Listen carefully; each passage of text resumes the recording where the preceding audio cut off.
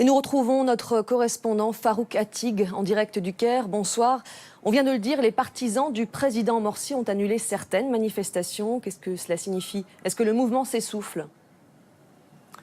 Bonsoir Nathalie, non je ne crois pas qu'on puisse parler d'essoufflement puisque nous venons d'apprendre il y a quelques minutes que 38 personnes au moins, mais l'information reste évidemment à confirmer, 38 personnes auraient été tuées, sans doute des sympathisants de l'ancien président déchu. Ils auraient tenté d'exfiltrer certains des leurs qui étaient censés être transférés vers une prison à l'extérieur du Caire. Cela dit, il est vrai, comme nous l'avons entendu, que la marche qui était censée avoir lieu à 16h dans le quartier de Roxy a été annulée pour des raisons officiellement de sécurité. En réalité, les frères musulmans auraient appris très tôt dans la journée que des snipers de l'armée et de la police auraient été postés aux alentours du secteur. Cela dit, une autre marche est censée se tenir en ce moment même dans le quartier de Mahadi, non loin de la Cour constitutionnelle. Et là, apparemment, selon les informations que nous avons recueillies, plusieurs dizaines de sympathisants islamistes se trouveraient déjà sur place. Le quartier a été quadrillé par la police et l'armée et il est impossible pour le moment de se rendre dans les secteurs de Mahadi, au bord de la corniche, en face de la Cour constitutionnelle. Alors, de nombreux membres des frères musulmans ont déjà été arrêtés, d'autres tués. Le Premier ministre égyptien a évoqué hier la dissolution de la confrérie.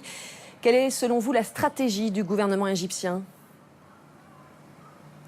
Je pense qu'il s'agit d'une stratégie purement et simplement de fermeté. D'abord parce qu'aujourd'hui encore, nous avons appris que 250 des militants islamistes qui avaient participé aux dernières marches des derniers jours, au bain sanglant qui s'en est suivi, ont été mis en examen par la justice pour meurtre. Il faut se rappeler aussi que dans une semaine, jour pour jour, se tiendra d'abord le procès de Hosni Moubarak, mais surtout le procès de plusieurs hauts responsables du Parti Liberté et Justice, la vitrine politique des frères musulmans, parmi lesquels Mohamed Badi, le guide spirituel. Et puis il y a aussi l'allocution du général Abdel Fattah al-Sisi qui s'est tenue aujourd'hui, cet après-midi à la télévision. Il a déclaré deux choses. La première, d'abord, c'est que l'armée ne cédera pas face à ceux qui terrorisent la population et qu'elle se tiendra toujours aux côtés de la population et surtout que l'armée restera toujours à l'écart des affaires politiques du pays.